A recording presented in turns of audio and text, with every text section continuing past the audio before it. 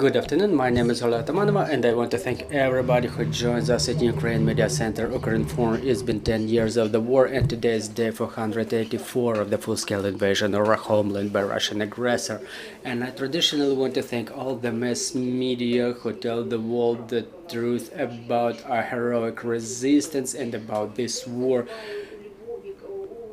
It's been 2 days that the conference for Ukraine recoveries is going on in London, and joining us online is Yuriy Ryzhenkov, Chief Executive Officer of Metinvest Group. Mr. Yuriy, good afternoon. Good afternoon. Mr. Yuriy, can you please tell us what is now discussed in terms of metallurgical industry? What is on the agenda? Do we know about any negotiations or agreements?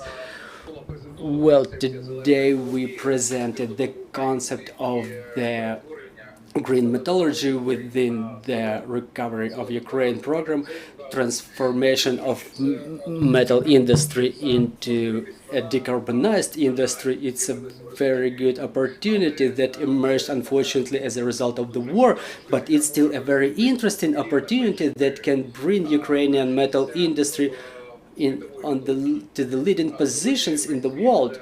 Now the world walks along the track of decarbonization, the green steel, and Ukraine has this opportunity to start it all from the square one and to do the things right from the very beginning. And all the representatives of metal industry, the manufacturers of equipment who were present during this conference along with the clients, everybody is interested in progress of this industry.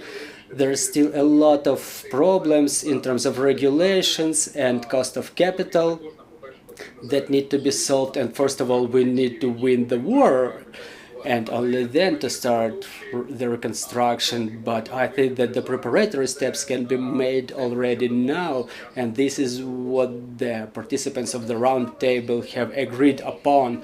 So there is interest in development of our metallurgical industry among our foreign colleagues.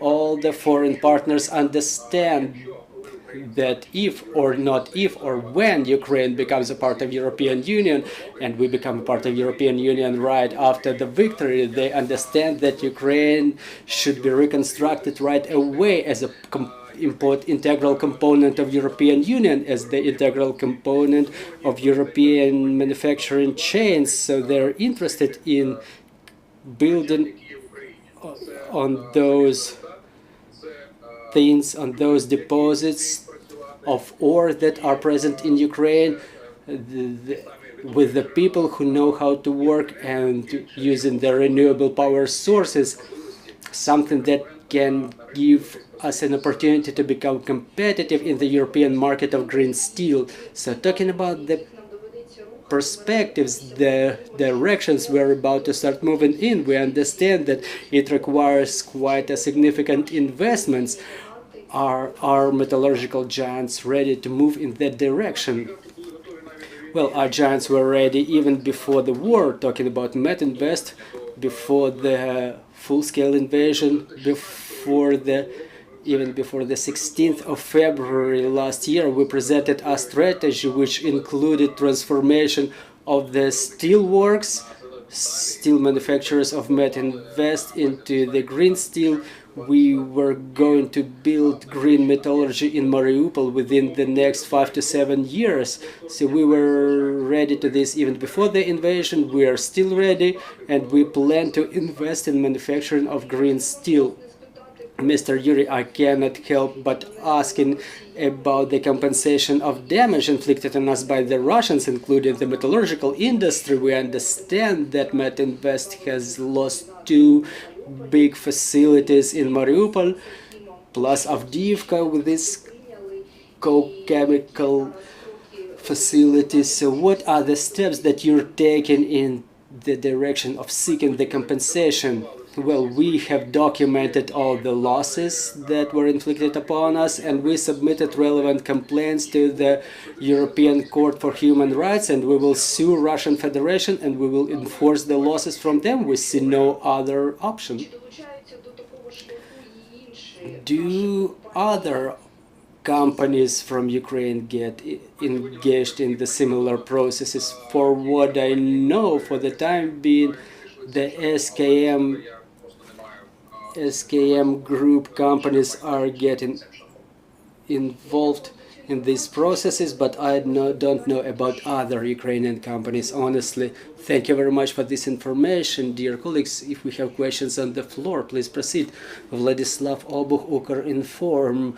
Mr. Yuriy, is Ukraine ready in both mental and legislative areas for the green energy, for the green metallurgy? Are the normative regulatory stimuli sufficient to have this cheaper energy for such kind of manufacturing facilities, or it's subject to discussion? Well, I was mentioning it during our conference that the biggest obstacle for us is the obstacle in the legislative area. Our legislative is not yet ready for green metallurgy. We need to work a lot on our regulations so we're able to beat the green metallurgy. What we've heard from the representatives of the government, they understand it and they are ready to work to bring our legislation in compliance, and I hope that it will be done shortly and we will get those regulatory solutions that will allow us to build this green metallurgy. Mr. Yuriy, but apart from legislation, what are the other challenges that we're facing on this track? Well, we're definitely about to face that challenge with the people, because now a lot of people are in the ranks of our defense forces, of the armed forces of Ukraine, and there will be a lack of personnel in the industry, but eventually after the victory all of them come back. And second, there's a lot of people who went abroad. We will have to bring all of our citizens back for their recovery projects in Ukraine, and it will be yet another challenge that we will be facing, a task we will have to fulfill. And obviously, apart from the legislation problem, we will need to solve the problem with the cost of capital. For the time being, the cost of capital is too high in Ukraine.